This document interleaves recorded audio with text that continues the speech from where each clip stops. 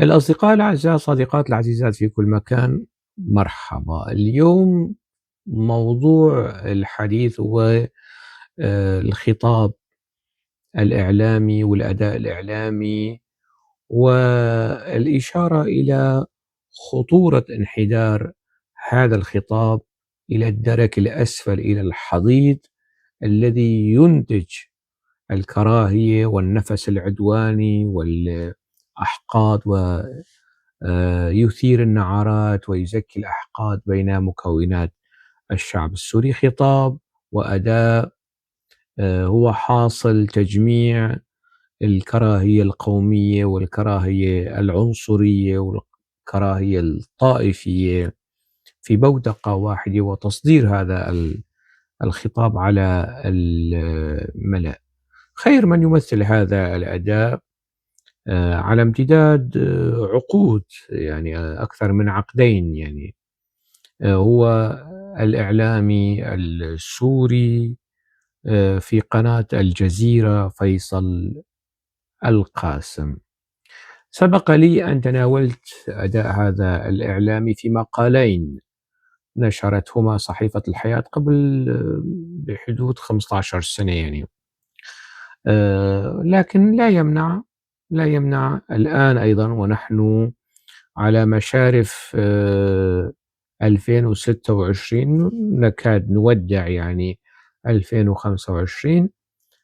لا يمنع أن أعيد النظر ما الذي تغير في أداء فيصل القاسم. يفترض أنه السنوات تهذب وتشذب وتصقل من التجربة، لكن يبدو لي أنه كلما راكم فيصل القاسم سنوات من الأداء الإعلامي، كلما انحدر أكثر نحو حضيض الكراهية الطائفية والقومية. قبل الخوض في هذا الأمر، اسمحوا لي بالتذكير بمقولة عربية دارجة على يعني مفادها الإخلاص والوفاء للمكان وللبيئة وللأهل وللأسرة، الأسرة الصغيرة والأسرة التي تكبر وتكبر لتشمل الوطن. يعني هذه المقولة مفادها الأقربون أولى بالمعروف.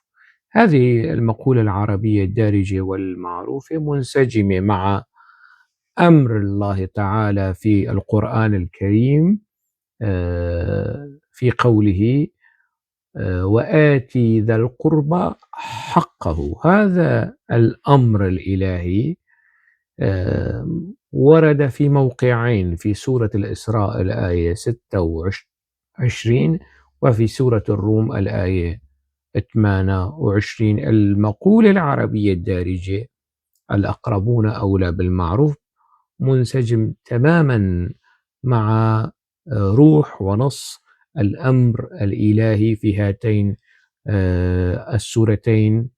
في الآية طبق الأصل، يعني حرفا ونصا، يعني ورد هذا الأمر الإلهي. هذه توطئة لكي أطرح هذا التساؤل: إلى أي درجة كان فيصل القاسم إلى جانب أهله، وكان يعني آمرا بالمعروف وفاعلا بالمعروف مع بني معروف، طائفة الموحدين الدروز، هؤلاء الضحايا الذين كانوا ضحايا النظام العثماني وضحايا النظام الأسدي أيضا وضحايا نظام أبو محمد الجولاني. إلى أي درجة وقف فيصل القاسم إلى جوارهم، ليس فقط لأنه ينتمي إلى تلك البيئة بحكم الطائفة والمعتقد والجغرافيا، لا، بل بحكم أن هؤلاء مظلومين وبحاجة إلى من يقف إلى جوارهم في محنتهم ورد الظلم عنهم.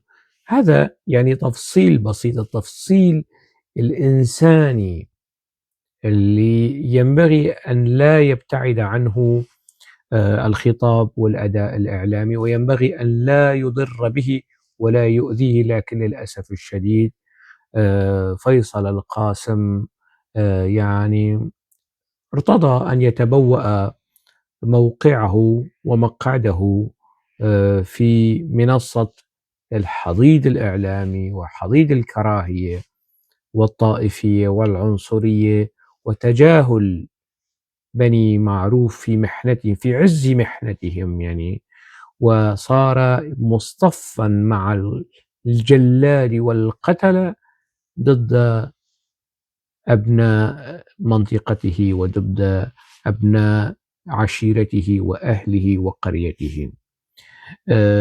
هذا كمدخل بسيط.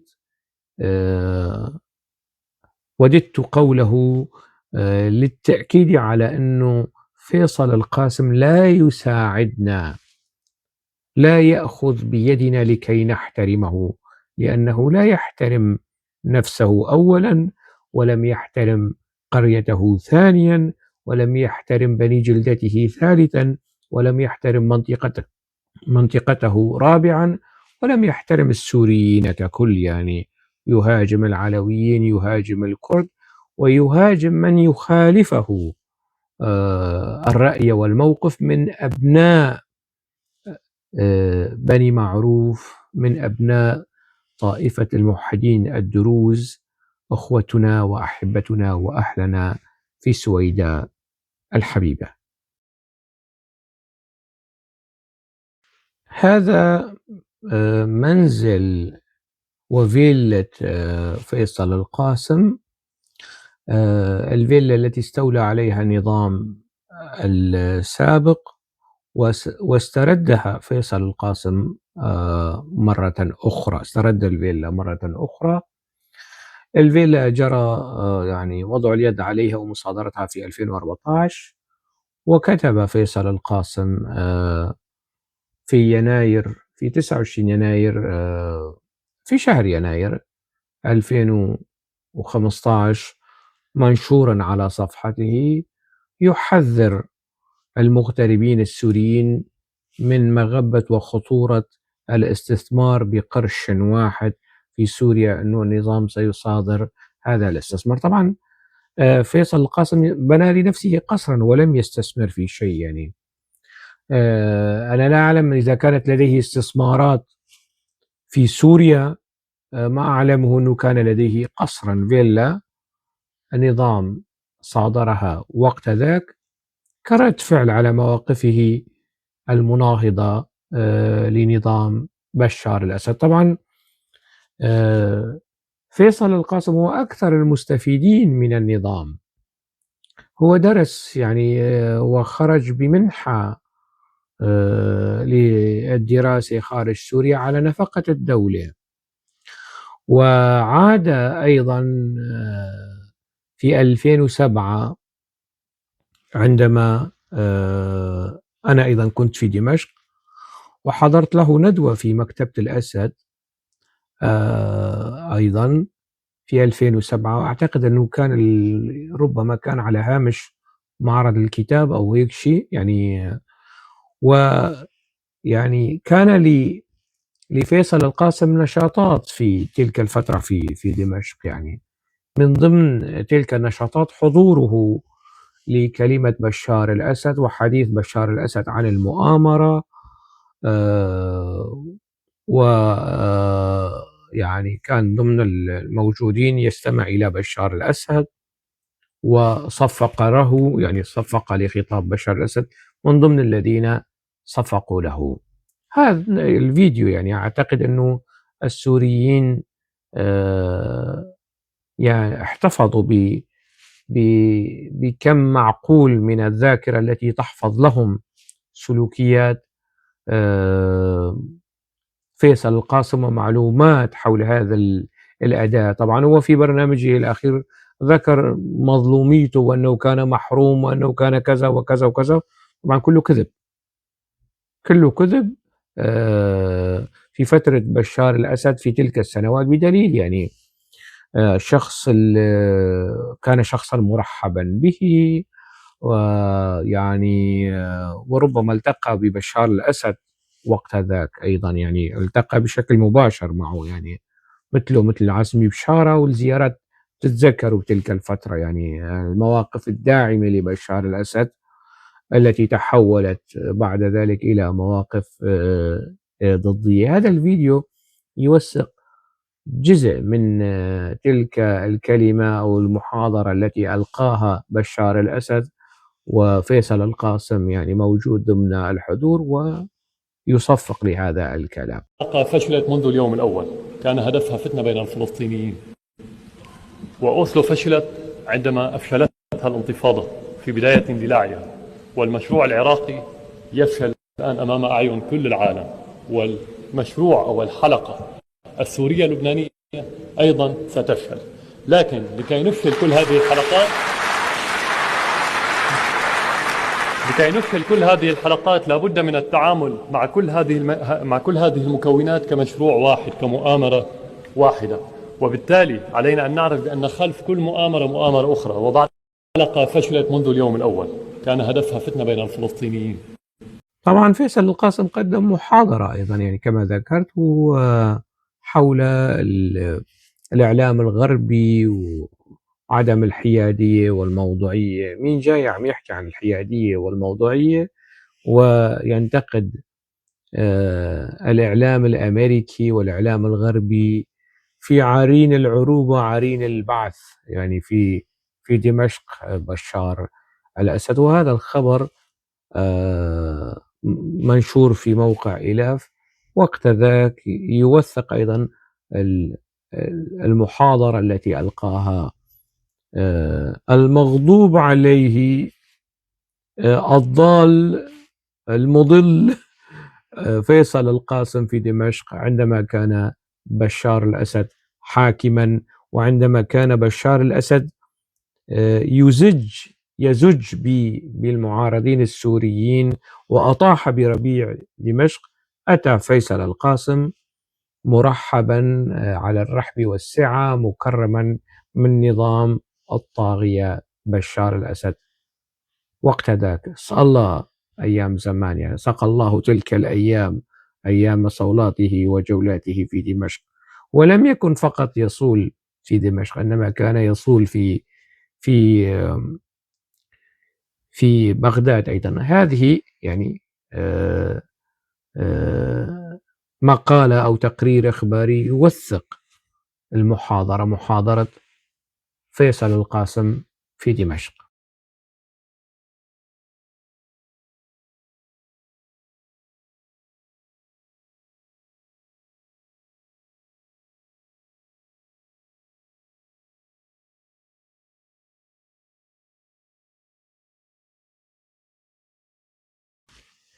فيصل القاسم في برنامجه في الحلقة الأخيرة يتساءل ما الذي تغير في سوريا خلال هذه السنوات، وبلش مديح وشتائم ويعني وإهانات معهودة. يعني إذا شفت شي مرة فيصل القاسم متوازن وموضوعي ومهني، اعلموا أنه شرب شيئا، يعني ربما القهوة، يعني شرب قهوة.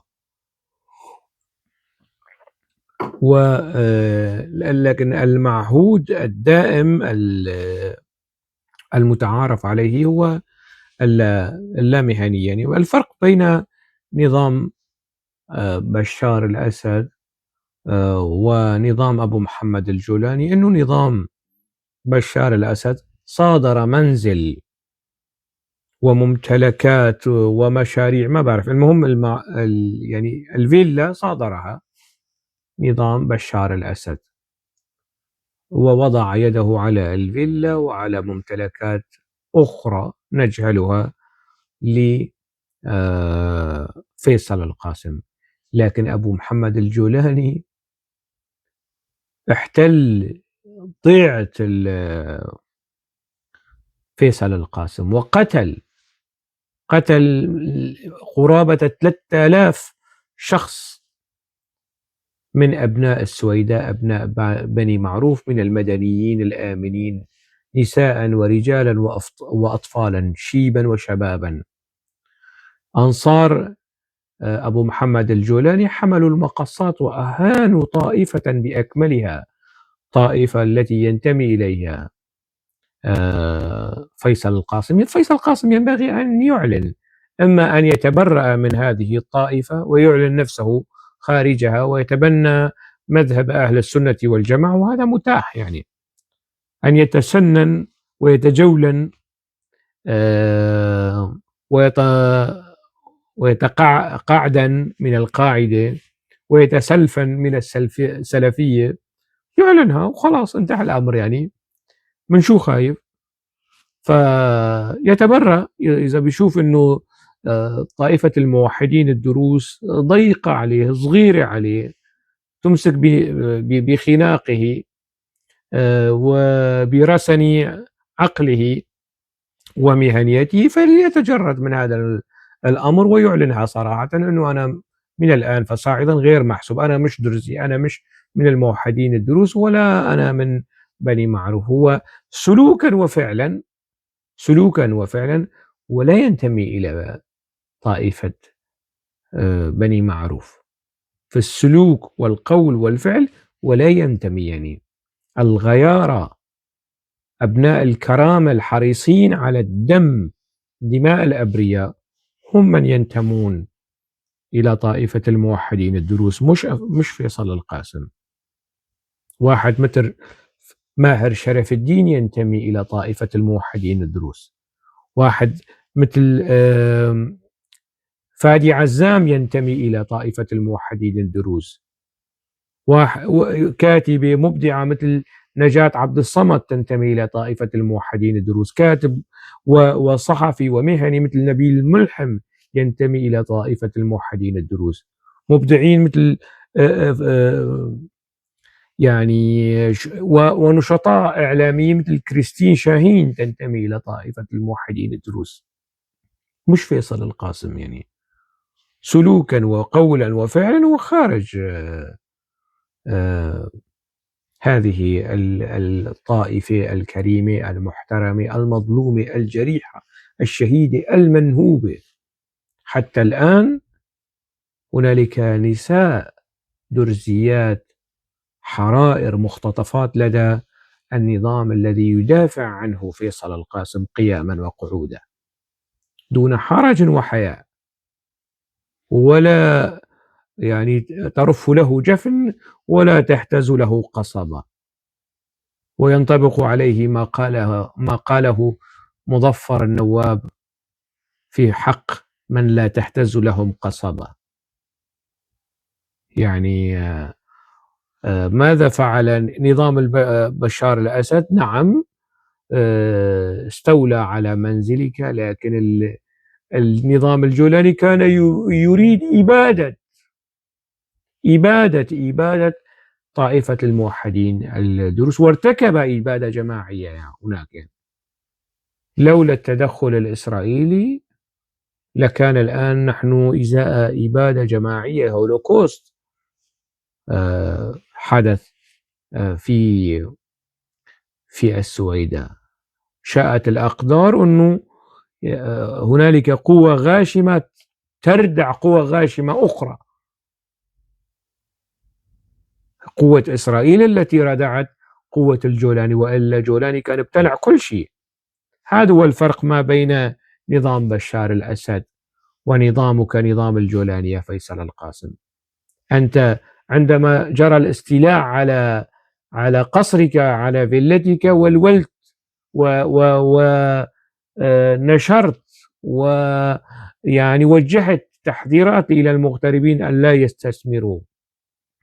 الآن أنت تطالب السوريين بدعم من ارتكب المجازر بحق السويداء، أهلك بني معروف، والأقربون أولى بالمعروف، وأنت لست أهلا للمعروف على الإطلاق يعني. وتبرر هذه الجرائم مليون شخص سني. سأعلق على هالموضوع أنه ضحايا مليون سني، فيلا مش مشكلة. أبو محمد الجولاني يقتل له 2000 من العلويين و3000 من من الدروز والحصيلة 5000 ومش مشكلة يلا نمرقها يعني.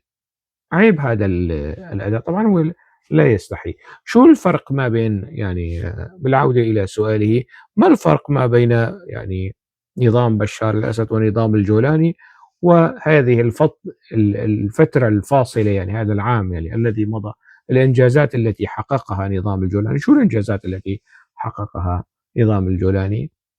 سنقيس الأمر على التحولات التي طرأت على أداء فيصل القاسم. على زمن بشار الأسد فيصل القاسم كان يشتم بشار الأسد بأقذع الشتائم والسبب، وبشار يستحق، نعم يستحق، وكان يشتم وفيق ناصر والقوى الأمنية وكذا. وهل كانت القوى الأمنية تستحق هذه الشتائم؟ نعم. لكن نظام الجولاني ومرتكب المجازر في السويداء يستحقون شتائم فيصل القاسم 24 قيراط، لكنه سكتم بكتم. عمل شوية يعني تلميحات في هذا الخصوص لحفظ ماء الوجه، ما عنده وجه، جنس الحياة ما عنده، خلاص يعني اعتاد على الموضوع، يعني اعتاد على هذا النمط. عندما كان يشتم بشار الأسد ومؤسسته الأمنية في السويداء، سقف الأمور التي يمكن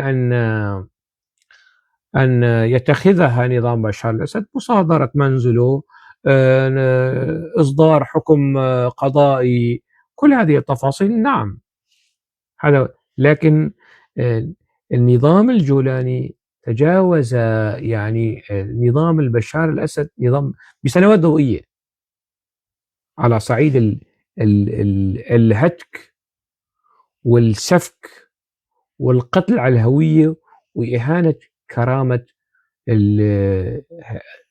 طائفة دينية بأكملها يعني. هذا هو الفرق. لكن هل يجرؤ الآن فيصل القاسم أن ينتقد الجولاني؟ طبعا لا يجرؤ،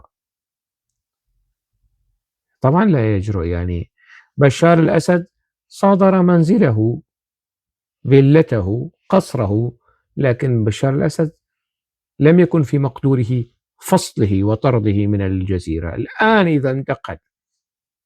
إذا انتقد الجولاني بالحدة التي انتقدها الانتقادات التي وجهها لبشار الأسد ونظامه، سيطرد من الجزيرة، سيطرد من هذه القناة. إذا الموضوع موضوع رزق، موضوع رزق يسترزق يعني من دفاعه عن الجولاني ومن ذمه وإهانته لمن يقفون ضد الجولاني، إذا كانوا من بني معروف من الموحدين الدروز، وإذا كانوا من الكرد، وإذا كانوا من السنة ومن العلويين، وكل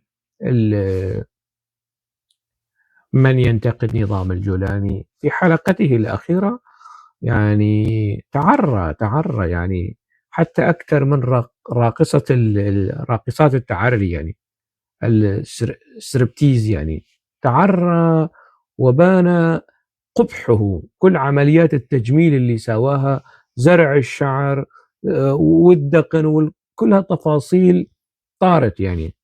في الحلقة الأخيرة بان عريه المهني والأخلاقي والطائفي الكريه والمقيت، ولا يستطيع انتقاد الجولاني لأنه سيخسر الجزيرة. الآن بالنسبة له سوريا أم الجزيرة؟ لا، الجزيرة. السويداء أم الجزيرة؟ طبعا الجزيرة. قريته أم الجزيرة؟ بكل تأكيد الجزيرة. أهله، أبناء عشيرته الأقربون الذين أولى بالمعروف، أم الجزيرة ونظام الجولاني أولى بالمعروف؟ لا، الجزيرة ونظام الجولاني، لأنه حماية ودعم والدفاع عن نظام الجولاني يضمن له الاستمرارية في الجزيرة، وإلا سيطرد. أؤكد لكم سيطرد إذا استمر فيصل القاسم يقدم الاتجاه المعاكس 10 حلقات 7 حلقات متواصلة ناقدة حازمة لنظام الجولاني سيطرد.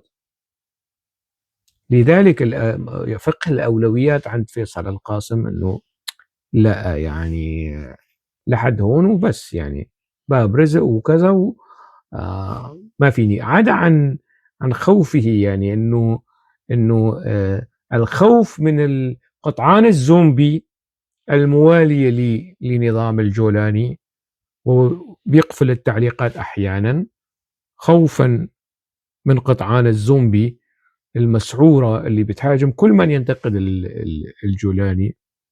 أحيانا بتخلي فيصل القاسم أيضا ينحدر إلى مستوى الزومبي، مستوى إهانة الضيوف، إهانة الضيف. أنت جايب ضيف لعندك، أنت جايبه فأولى بك أن يعني تحترمه، لأنه احترام الضيف من احترام الذات. ما بتحترم ضيفك ما بتحترم نفسك. لماذا فيصل القاسم غير مهني؟ أقولها وأنا يعني أعي وطأة ومسؤولية وثقل المهنية في الأداء الإعلامي، في السلوك الإعلامي، على الصعيد الأخلاقي، على صعيد المبادئ، على صعيد ال الابتعاد عن خطاب الكراهية. خطاب كراهية مش بس بين أشخاص، بين مكونات، بين شعوب، بين طوائف. هو ليس بمهني لأنه في البرامج الحوارية راجعوا المحتوى، المادة الفيلمية الموجودة لأي حلقة من حلقاته منذ أن انطلقت يعني منذ 15 سنة، منذ 20 سنة وحتى الآن. راجعوا وشوفوا نسبة الوقت. فيصل القاسم يتحدث ويثرثر ويبربر ويجعر ويصرخ أكثر حتى من الضيوف، ومتورط، يعني بيصير مش لأنه بيسخن الحوار، لا يتورط في أنه يصطف مع ضيف ضد ضيف، مش قضية تسخين الحوار. هذا سلوك أقل ما يقال فيه بأنه غير مهني في إدارة الحوارات السياسية بين أطراف مختلفة، بين أطراف فكرية أو دينية أو سياسية مختلفة. هو غير مهني.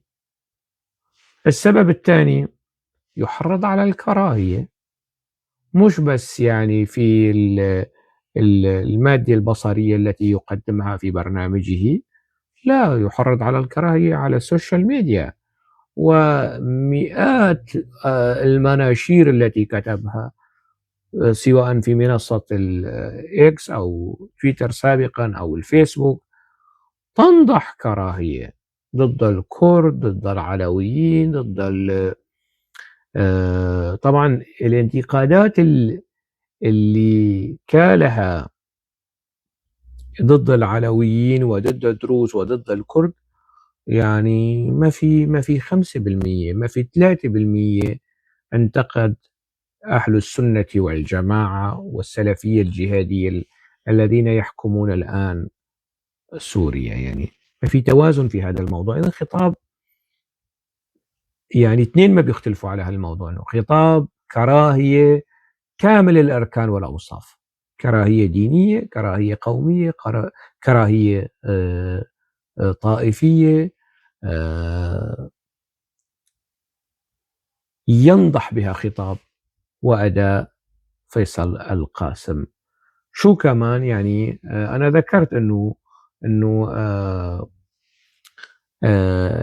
نقطتين. النقطة الثالثة أنه هذا الأداء غير مهني،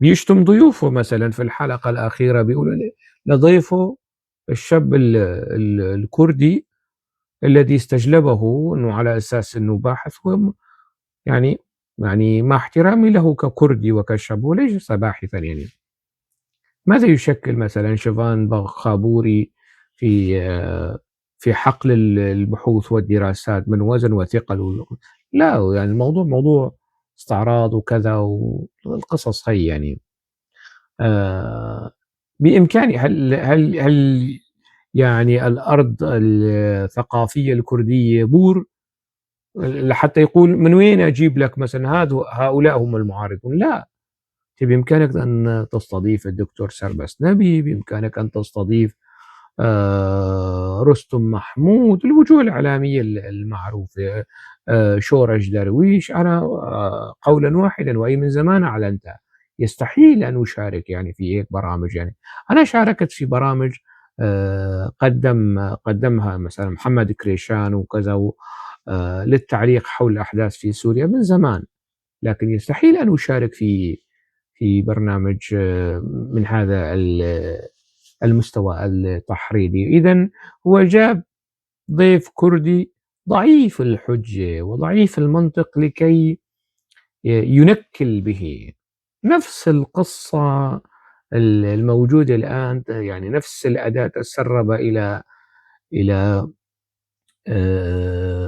إعلام نظام الجولاني، بيجيبوا ضيف كردي مهزوز أو تشتوش أو كذا وبيبلشوا فيه. لما بيكون في واحد يعني صلب العضد والمراس والمنطق ويستطيع مواجهتهم وهيك ويحركون على الإصبع دغري بيهاجموه ويتخذ بحقه الإجراءات التعسفية المعروفة. المهم فيصل القاسم يشتم ضيوفه، مثلا بيقول للضيف أنت كاسب، مش أنا اللي بقول، الناس هون بتقول. يعني دائما يوجه الشتائم والإهانات. مثلا بيقول طيب من كل عقلك أنت يعني بدك الناس تصدقك وهل كذا، وبيصير بيطعن وينكل وينكل. مش أنا اللي بقول، الناس اللي بتقول، الناس اللي بتكتب. يعني طبعا كله كذب، كله كذب. الضيف بإمكانه أن يضع أمامه أيضا تابلت ويرد على فيصل القاسم بنفس ال الأسلوب، إنه طيب الناس كمان عم بتقول عنك كذاب ودجال ومحتال. هي الناس بتقول، مش أنا اللي بقول. الضيف لازم يرد عليه. الناس بتقول إنه أنت ديوث ولا تغار على أهلك، والديوث لا يدخل الجنة. مش أنا اللي بقول، كتب التراث والأحاديث والمرويات الدينية هكذا تقول، مش أنا اللي بقول. بإمكان الضيف أيضا يرد على فيصل القاسم بنفس الأسلوب بنفس المقام، وربما أقوى أيضا. يعني في اللحظة والتو سرعة البديهة في الرد على هيك نماذج ينبغي أن تكون متقدة ومشدودة إلى أقصاها لكي ينال ما يستحقه من الرد في اللحظة والتو. لكن مع الأسف الشديد يعني أحيانا هذه المواصفات، القدرة على المحاججة وسرعة والبديهة والرد عليه رد القناص باختزال وتكثيف، هذا ما لم أجده في الضيف الأخير مع الأسف الشديد. كل هذه التفاصيل تمنحني الحجة أن أقول بأنه أداؤه أقل ما يقال فيه بأنه غير مهني، وطالما أنه غير مهني فهو غير موضوعي وغير محايد ومتورط وضالع في إزكاء النعرات والخلافات والأحقاد وإنتاج خطاب الكراهية. طبعا من ضمن ما ذكره فيصل القاسم في حلقته الأخيرة أنه الأقليات مجموعهم 15%، على أساس أنه السنة 85%. طبعا هذا كذب، لأنه تكرار الأكذوبة تكرار الأكذوبة بيخلي الناس تصدق، وخاصة إذا كانت هذه الأكذوبة صادرة من منابر إعلامية غير سورية، مثل قناة العربية، قناة الجزيرة وكذا، على أفواه إعلاميين سوريين أو غير سوريين. هذا غير حقيقي يعني. إذا بتجيب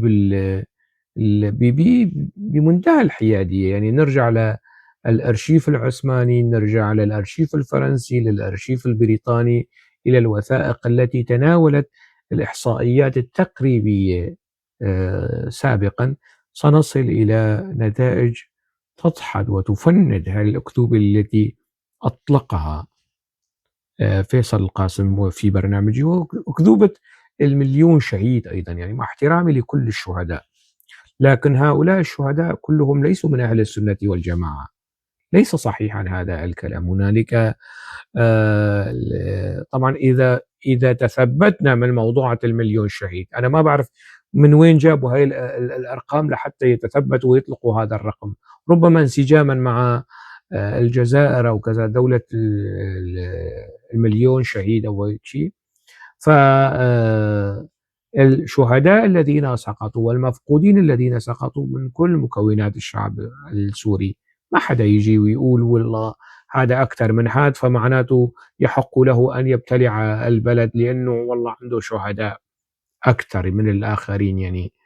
فهي الأكذوبة والخرافة التي يصار تكرارها وتردادها وما حدا بيرد عليه يعني، وتضخ في الإعلام، يعني لن تثبت لن تترسخ في الوعي الجمعي السوري على الإطلاق، لأنه ما يفندها أقوى بكثير مما يساندها. أشياء أخرى ذكرها مررها يعني فيصل القاسم في برنامجه، منها موضوعة البترول والغاز. يعني نظام الجولاني، يعني أنا لو كنت مكان، ولا سمح الله أن أكون مكان شيفان خابوري، على افتراض المحال ليس من المحال، أنه أنا بإمكاني أن أقول له أنه نظامك نظام الجولاني يا فيصل القاسم بدون بترول وغاز ارتكب هذه المذابح بحق أبناء قريتك ومدينتك ومحافظتك وعشيرتك وطائفيتك. طيب لو كان هنالك وقود مضاف إلى هذا النظام، ماذا كان فعل بهذا هذه المنطقة التي اسمها السويداء، يعني بجبل العرب الأشم؟ ماذا كان فعل نظام الجولاني؟ هو بدون بترول وغاز وهيك صار معه. طيب لو البترول والغاز معه شو كان ساوى؟ يعني كان فظع أكثر يعني. عدا عن ذلك إنه يعني لا توجد دولة، يعني من كل عقلك يا فيصل القاسم مصدق إنه عملية التحرير على الموتوسيكلات حرروا، ما إسرائيل دعمت، ويعني التقارير كشفت الكثير من زيف السردية الرسمية الجولانية الحالية، حتى فيما يتعلق بموضوع الاقتصاد. لو أنا مكان الخابوري كنت طبعت له نسخة من التحقيق الاستقصائي اللي صار فيما يتعلق بالملف الاقتصادي وتورط ماهر الشرع الأسد وحاشية أحمد الشرع فيما يتعلق بالمشاريع الوهمية والنهب والسلب اللي صاير حاليا في سوريا، وسوريا بهذا الوضع. عدا عن أكاذيب أخرى مررها أنه لما سقط النظام ما كان في بالبنك المركزي ليرة واحدة، كذب طبعا يعني، لكن لأنه الضيف كان شوي بسيط ويعني غير متقد الذهن لحتى يبرز له فورا أنه هذا الكلام مش صحيح، يعني طبقا لتصريحات الحاكم المركزي السابق لبنك السوري. صحيح أنه النظام السوري سرق ونهب، لكن البنوك السورية يعني ما كانت يعني فاضية وعلى البلاطة يعني. عدا عن ذلك بيحكي لي عن الموظفين ومستوى الرواتب. مستوى الرواتب اللي تدفع للموظفين السوريين حاليا هم نفسهم اللي بيدفعوا رواتب فيصل القاسم، مش نظام الجولاني اللي بيدفع الرواتب. قطر والسعودية بتدفع الرواتب، الإمارات بتدفع الرواتب.